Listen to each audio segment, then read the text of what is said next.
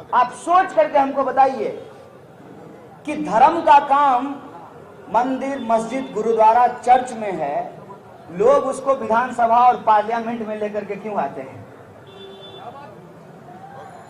इबादत, पूजा वो आपका व्यक्तिगत मसला है, उसको लोग राजनीति में लेकर के क्यों आते हैं? इसलिए आते हैं कि ये ज्ञान जो है ना, लोग अंग्रेजों से सीखे हैं। और इतिहास जान लीजिए, जब 1942 में भारत छोड़ो आंदोलन हो रहा था, तब भी कुछ अंग्रेज के जासूस थे जो उसमें शामिल नहीं हुए थे। और आज 2022 में जब भारत जोड़ो आंदोलन हो रहा है, तो अब भी कुछ अमेरिका के जासूस हैं जो उसके खिलाफ में बोल रहे हैं। चिंता की बात यह है कि गुजरात के लोगों ने एक कार्यकर्ता को मुख्यमंत्री बनाया, मुख्यमंत्री से प्रधानमंत्री बनाया। अब उस महानुभाव का दर्शन चुनाव टू चुनाव ही होता है, चुनाव टू चुनाव ही होता है। और इसका असर यह है कि शायद उनको यह लगने लगा है कि कपड़े बदलने से ही देश बदलता है। और कपड़ा बदलते बदलते अब मुख्यमंत्री बदलने लगे हैं। क्या सिपाही जी, तीसरा मुख्यमंत्री हुआ है ना? कपड़ा बदलते बदलते मुख्यमंत्री बदलना शुरू कर दिए हैं। खुद भूपेंद्र पटेल को नहीं पता था कि मुख्यमंत्री होने वाले हैं। अब आपके मन में यह प्रश्न होना चाहिए कि आप वोट किसको दे रहे हैं? अगर मोदी जी को वोट दे रहे हैं, क्योंकि मैंने देखा कि उनका फोटो सबसे बड़ा लगा हुआ है पूरे अहमदाबाद में, सबसे आगे मोदी जी, अगल बगल में पूरा उनका कुनबा। मोदी जी कहते हैं कि हम किसके लिए चोरी करेंगे? वही बगल में जो लोग खड़ा हैं उसके लिए।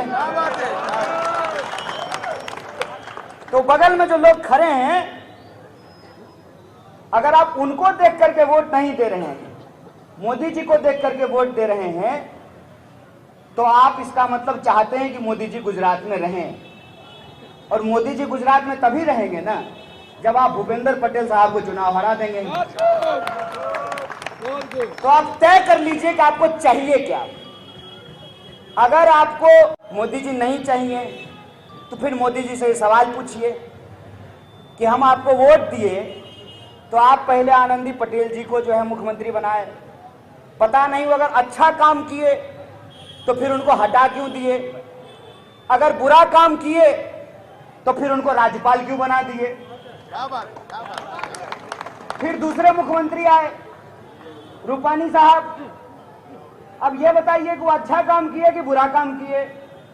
अगर अच्छा काम किए तो हटा क्यों दिए, अगर बुरा काम किए तो सिर्फ चिट्ठी क्यों लिखवाए, उनको पार्टी से सस्पेंड क्यों नहीं कर दिए, सिर्फ विधानसभा का ही टिकट क्यों काटा, पार्टी से भी बाहर कर देना चाहिए। अगर भूपेंद्र पटेल साहब इतना बढ़िया मुख्यमंत्री हैं तो प्रधानमंत्री जी आप उनको अपने कार के पीछे दौड़ने के लिए क्यों विवश?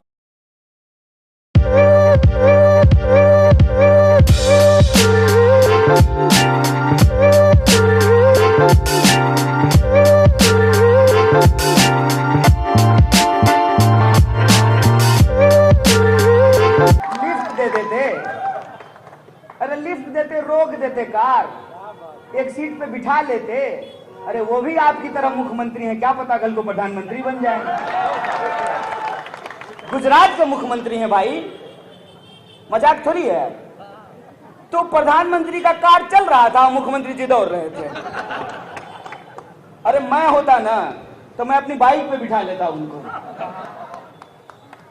अब ये जो पूरी परिस्थिति है, इस परिस्थिति पे हमारी नजर नहीं जाएगी।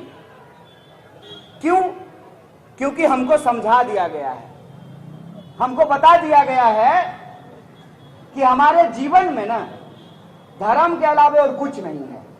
तो एक सवाल मैं आपसे पूछ रहा हूं, अहमदाबाद के सिविल अस्पताल में किसको ऑक्सीजन सिलेंडर मिला? टीका वाले को कि टोपी वाले को? किसको मिला? कोरोना जब हुआ तो एसपी साहब को भी हो गया और कांस्टेबल साहब को भी हो गया, पटेल को भी हो गया और जो है दलित को भी हो गया, ब्राह्मण को भी हो गया, हिंदू को भी हो गया, मुसलमान को भी हो गया, महिला को भी हो गया, पुरुष को भी हो गया। आजकल शहर में एक नई बीमारी आई है, दिल्ली में खूब होता है, आपके यहां दिल्ली की भी एक पार्टी आई है, उस बीमारी का नाम है डेंगू। और डेंगू जो है उसका मच्छर जब आपके पास आएगा ना तो पहले आपसे इंट्रोडक्शन नहीं पूछता है कि पहले आएगा और कहेगा और ग्यासुद्दीन भाई कैसे हो, तुम मुसलमान हो तो तुमको नहीं काटेंगे, और कन्हैया कैसे हो, तुम हिंदू हो तुमको काट लेते हैं। ऐसा बिल्कुल भी नहीं होता है। डेंगू फैलता है गंदगी से, और धर्म के नाम पे जो राजनीति है इसको कहते हैं सांप्रदायिकता, और यह है समाज की गंदगी। और ये जो समाज की गंदगी है, इस समाज की गंदगी ने हमारे जीवन की समस्याओं पर से हमारा ध्यान हटा दिया है। और हम भी कितने कमाल के लोग हैं, घर हमारा, टीवी हमारा, रिचार्ज हम कराते हैं और ब्लड प्रेशर का बीमारी भी हम ही को हो रहा है। उसमें हमारा मुद्दा ही नहीं है कि लोगों को रोजी रोजगार नहीं मिल रहा, हर जरूरत की चीज महंगी होती जा रही है। पेट्रोल पंप पे जब तेल भराना होता है ना, दिल की धड़कन बढ़ जाती है, ऐसा लगता है कि किसी को प्रपोज करने के लिए जाने वाले हैं। इतना तेज धड़कन चलता है ना मीटर देख करके, 100 रुपए लीटर। मजेदार बात यह है कि महंगाई ऊपर बढ़ रही है और रुपया नीचे गिर रहा है, दोनों में कंपटीशन है। तुम जितना ऊपर जाओगे हम उतना नीचे जाएंगे। और हमारी वित्त मंत्री कह रही हैं कि नहीं हम नहीं गिरे हैं, वो बढ़ गए हैं।